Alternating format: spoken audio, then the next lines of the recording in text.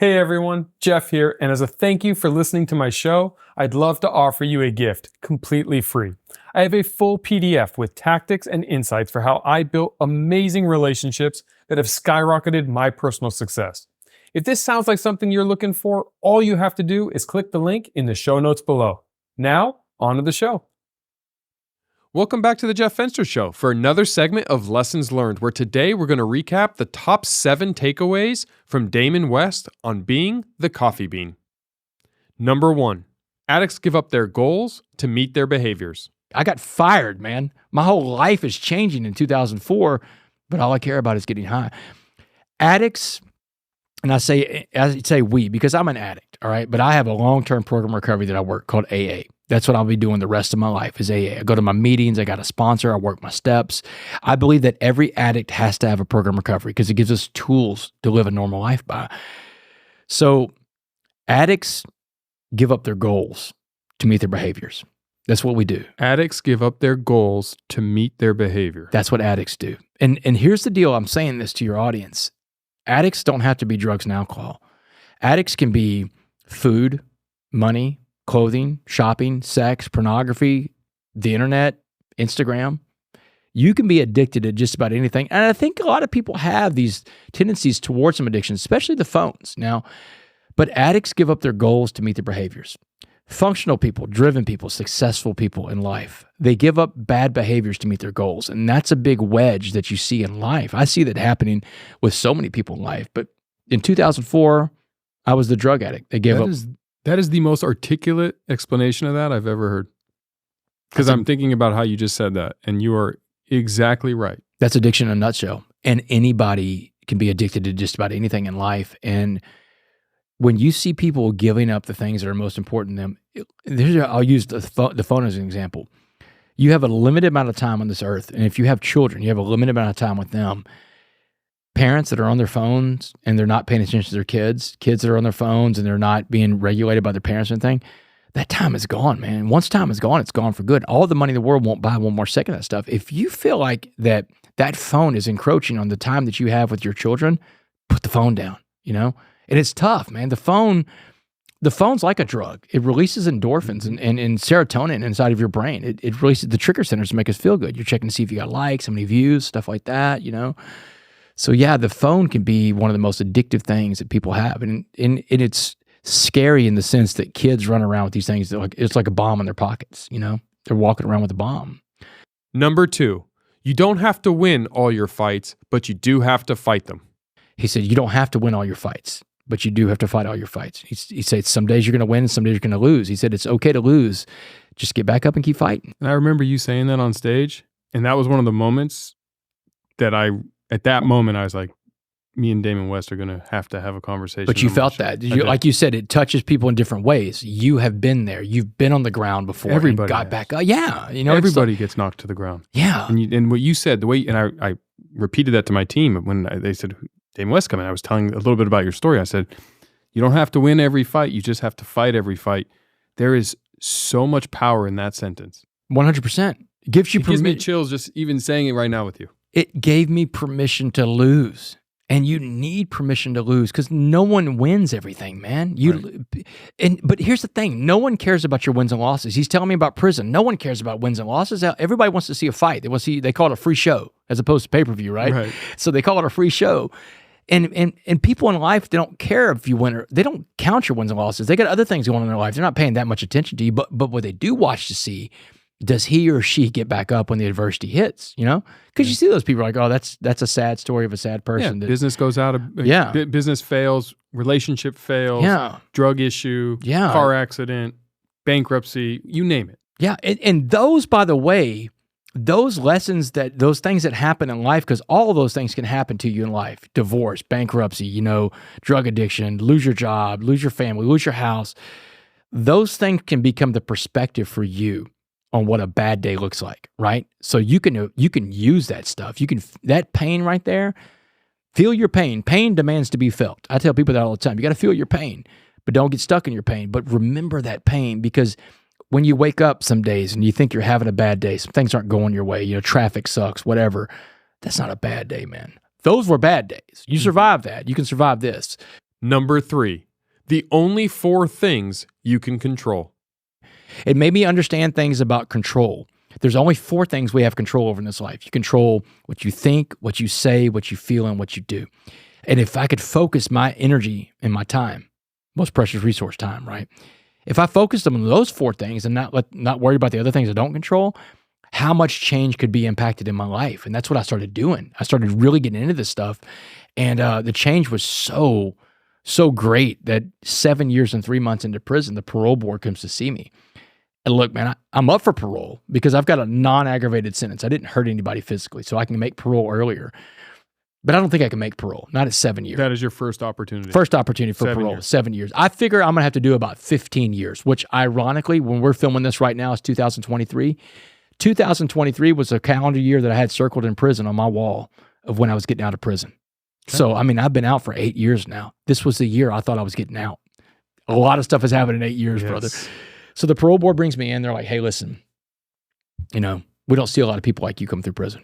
You had it all. You lost it all. You threw it all away. You became a drug addict. You became a criminal. You became a thief. And a jury gave you life in prison. But you changed yourself in this prison. But more importantly, you changed the entire prison around you. One man was able to change this prison. How did they notice that? Because they talk to the wardens. They talk to everybody else. They see it in my criminal file. Even though my criminal file is thick, my institutional file of what I've done in prison, it's not filled with negative reports. It's filled with good reports. And also in this parole packet, a parole packet is a packet of information you can put together for parole to see how you've been.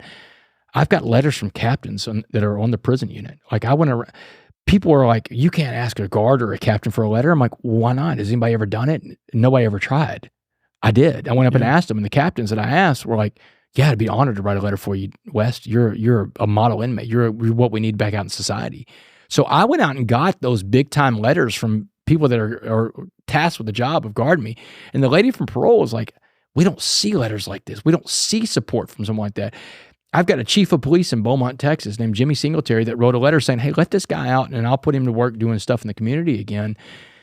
And she's saying, I've seen thousands of letters from chiefs of police, thousands that say, don't ever let this guy out. Right. You've got the one letter I've seen that says, let this guy go. Hey, everyone. Just wanted to take a second to say how incredibly grateful we are for all of our listeners, and I want to hear from you. Your feedback is greatly appreciated, and it will only help us make this show better for you. So any questions you have, click the link in the show notes below and let us know. Now, back to the episode. Number 4, if you can be anything, be useful. If you could be remembered for being anything in life, anything at all, she said, tell me what that is in just one word. Go. And man, Jeff, I just remember being so relieved. That's such an easy question. That's a softball for a coffee bean. Because man, I said, useful. I just want to be useful. And I can be useful inside this prison, as you've already seen, or I can be useful in the free world again. Finding more coffee beans. Useful, man. Because I think every human being we all want to be useful in this life, man. That's what we want to be at the core of being human. Human beings want 2 things. We want to belong and we want to be loved. And if those 2 things are met, we can become the most useful person in the world. But so many people I was locked up with in prison, man, these men just want another chance to be useful again. But will they put in the work to be that useful person again? So many people I meet out here, they want to start jobs. They want to be an entrepreneur. The entrepreneur is the big buzzword these days, right? Yep. But are you useful? Are you going to do something are you providing something that serves other people? Are you providing a service that other people need? But it's about willing to go in there and put in the work, because you have to put in the work. No one can put in your work for you. It's about taking action. And the lady's going over all this stuff. You did all these things while you were in here. And then I told her useful, and they let me go. November 16, 2015, I walk out of a Texas prison, and I'm not free. I'm like, you're not looking at a free man in front of you right now, dude. I got a little more time left on parole. I'm on parole until the year 2073. Okay. So I got a little more time left on parole. Okay. And that means every month I go see my parole officer, I pee in a cup, I pay my fines, I answer her questions. If I want to leave Texas like I did to come here today and see you, I had to get permission from parole to come here today. And I'll do that the rest of my life. But I'm not worried about parole. I mean, they can keep their parole. As long as I'm a coffee bean, the only way I'm going back to prisons, I go to prisons all over America. And I share this story with the men and women in there to bring them hope on their journeys. And I walk out the front gate of all the prisons, That must make you feel really good when you walk out of each door, out the front door. I always say a little prayer of thanks. Thank you, God. thank you, God, I can't believe this is my life. But I mean, yeah, walking out the gate helps. We'll put number 5, growth follows belief. Here's the thing. Growth follows belief. You have to believe in yourself before other people believe in you. You believed in Everbowl before anybody else would ever believe in Everbowl, right? Right. And you sold that belief because people saw, Jeff believes in himself, and I believe in this product too.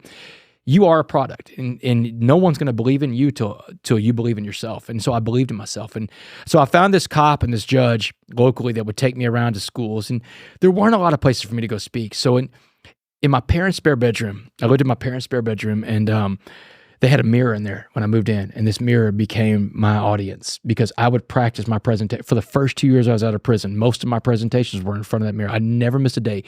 If I got to speak somewhere, I wouldn't do the presentation at home in the front of the mirror, but if I wasn't speaking somewhere, which were most times in the first 2 years, I did a presentation every day in front of that mirror. The presentation I'm doing now was built in my parents' spare bedroom, got in my reps. So important in life, get in your reps. That's why you go speak for free when you're first starting out, because you get in your reps. You can try things. You see what works here, what doesn't work there. Number 6, don't give up in life before the miracle happens. This big break in my life happens. It was January 12th, 2017. I've been out of prison for 14 months. I'm at work that day at the law firm, and a buddy of mine in Houston calls me. He says, hey, Damon, get down to Houston. Houston's 90 miles away. He says, down here in Houston right now tonight is the Bear Bryant Coach of the Year Award. The 8 best coaches in the country are going to be here, college football coaches. He said, I got an extra press pass for you if you want to go. He works for KHOU, for the media station. So, man, I haul ass, man. I get on my car, I drive the 90 miles from Beaumont to Houston, and as I'm driving, I'm practicing my elevator pitch out loud, what I'm going to say to these coaches, because this is my first shot in front of these coaches, man.